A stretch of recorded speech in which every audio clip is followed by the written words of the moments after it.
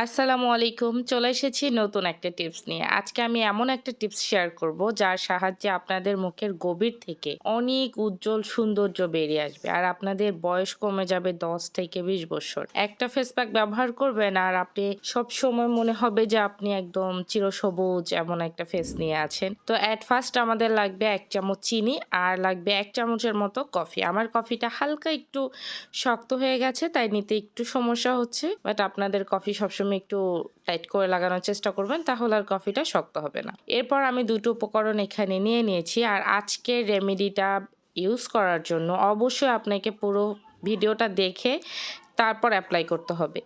ভিডিওর একটুখানি প্রসেস যদি মিস্টেক হয়ে যায় তাহলে আপনার রেমেডিটা হয়তোবা কাজ নাও করতে পারে। এরপর লাগবে এখানে একদম মিল্ক মানে কাঁচা দুধ। তো এখানে আমি বোতলে করে ফ্রিজে রেখেছিলাম, এখান থেকে দিয়ে দিচ্ছি। আর আপনারা চাইলে বাটিতে করে নিয়েও দিতে পারেন। আমি এখানে ১ চামচের মতো দিচ্ছি। আমার যতটুকু লাগবে এতটুকুই। আর লাগবে এখানে একটুখানি অলিভ অয়েল।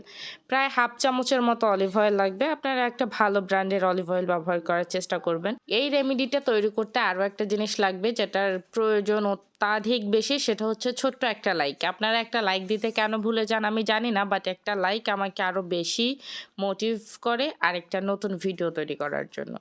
তো যেটা বাড়তি অলিভ অয়েল লেগে থাকবে বোতলের গায়ে সেটা আমি হামেশাই হাতে লাগিয়ে নিই।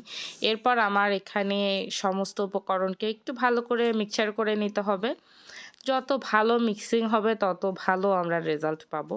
আর এখানে একটা জিনিস খেয়াল রাখতে হবে, চিনি আর কফিটা যেন মিশাতে একদম গলে না যায়, তাহলে ফলাফলটা একটু ভালো কম হবে আরকি।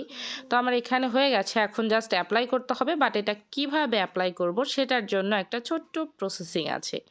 তো আমি এখন সেটাই দেখিয়ে দিব। তো আমার ফার্স্ট রেমেডিটা আমি এক সাইডে রেখে আরেকটা রেমেডি আমি এখন তৈরি করব। রেমেডি বলতে জাস্ট একটা সিম্পল জিনিস আমি নিব এখানে, আর কিছুই না। আর এই রেমেডিটা কিন্তু এই পর্যায়ে রেখে দিতে হবে। এখানে কফি আর চিনি একটু দানাদার থাকলেও সমস্যা নেই। এরপর লাগবে আরেকটা বাটি আর একটা টমেটো আর এমন একটা নাইফের সাহায্যে আমি একটুখানি টমেটো মানে একটা স্লাইস কেটে নিচ্ছি। আপনারা চাইলে পুরো টমেটোটাও নিতে পারেন যদি আপনারা মুখে একটু বেশিক্ষণ অ্যাপ্লাই করতে চান। তো এখানে আমি একটা কথা বলবো, টমেটোতে অনেকের অ্যালার্জি থাকে। যেমন আমার ফ্যামিলিরও অনেকের অ্যালার্জি আছে। ইনফ্যাক্ট আমার মুখে দিলেও কেমন একটা হালকা চুলকানোর মতো ভাব হয়। তাই আমি এখানে অল্প একটু নিচ্ছি টমেটো, আর আপনাদের প্রয়োজন অনুযায়ী নেবেন। তো আমি নাইফের উল্টা পাশে যেমন একটু ধারালো দাঁতের মতো আছে ওই অংশটা দিয়ে টমেটোটাকে হালকা একটু নরম করে নিচ্ছি, যেন এটার ভিতরে সহজেই আমার আগে তৈরি করা রেমেডিটা প্রবেশ করতে পারে, এটা আমি অনেক সহজে অ্যাপ্লাই করতে পারি। আর এটার বিচি অংশটা না নেওয়ার চেষ্টাটাই করবেন, বিচি অংশটা ফেলে দিবেন বা আলাদা এক্সট্রাভাবে রেখে দিবেন। বাট টমেটোর গায়ে যেই মাংসের মতো যে অংশটুকু আছে ওটাকে হালকা একটু নরম করে নিতে হবে। এখানে এখন আমি একটা জিনিস বলে দিচ্ছি, আর চিনি আমাদের মুখে স্ক্রাবের কাজ করবে, সাথে সাথে কফিটা মুখে স্ক্রাবের সাথে অনেকটা হেল্প করবে, যেমন মরা চামড়া দূর করতে, মুখের কালো দাগ দূর করতে। শীতকালে মুখে মরা চামড়া উঠবে, হাতে পায়ে মরা চামড়া উঠবে, এটা স্বাভাবিক। তো এটার প্রোটেকশনও নিতে হবে। এরপর এখানে আমি হালকা একটু রস নিয়ে নিচ্ছি। নেওয়ার পর এটাকে আমি অ্যাপ্লাই করব।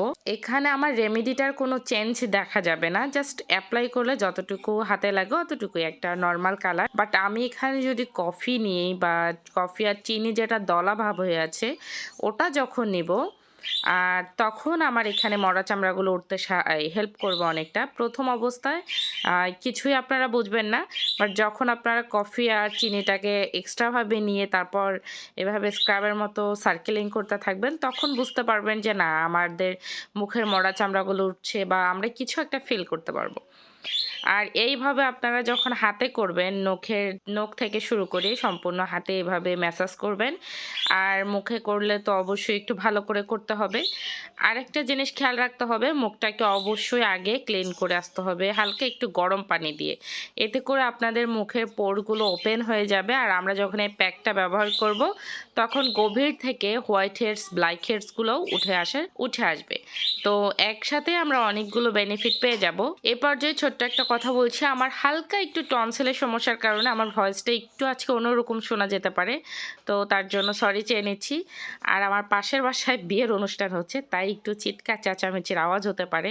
তো থাক, ওগুলোকে একটু এভয়েড করার চেষ্টা করবেন। তো এই প্যাকটা আপনারা সপ্তাহে ২ দিন ব্যবহার করতে পারবেন, তবে অবশ্যই সকালবেলা। আর সকালবেলা শীতকালে কোনো একটা কিছু এপ্লাই করা অনেক কষ্টসাধ্য, বাট একটু গরম পানি দিয়ে করা যেতেই পারে। তো আমি এখানে হালকা একটু টিস্যু দিয়ে মুছে নিব। টিস্যু দিয়ে মোছার কারণটা হচ্ছে, টিস্যু দিয়ে ক্লিন করার পরে আমি আর এটা সাথে সাথে ধুবো না, জাস্ট ১৫ থেকে ২০ মিনিট এভাবে রেখে দিব, তারপরে এটা ধুয়ে নেব। আর এটা ভিজা অবস্থায় রাখলে আমার ঠান্ডাটা আরও একটু বেড়ে যেতে পারে, সেজন্য আমি তুলে নিচ্ছি। বাট আপনাদের যদি টনসিল বা ঠান্ডার কোনো প্রবলেম না থাকে তাহলে ভিজা অবস্থায় রেখে দিতে পারেন, এটা স্কিনে চুষে নিবে আর শুকিয়ে যাবে। তবে আমি এটা মুছে নেওয়াটাই ভালো মনে করি, যেহেতু আমার একটু সমস্যা আছে তাই।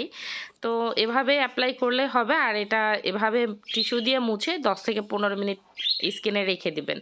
যেটা থাকার সেটা অলরেডি থেকে গেছে, আর যেটা মুছবেন ওটা থাকার না। তো আজকের রেমেডিটা এ পর্যন্তই। সবাই ভালো থাকবেন, সুস্থ থাকবেন, নিজের ত্বকের যত্ন নেবেন। আসসালামু আলাইকুম, আল্লাহ হাফেজ।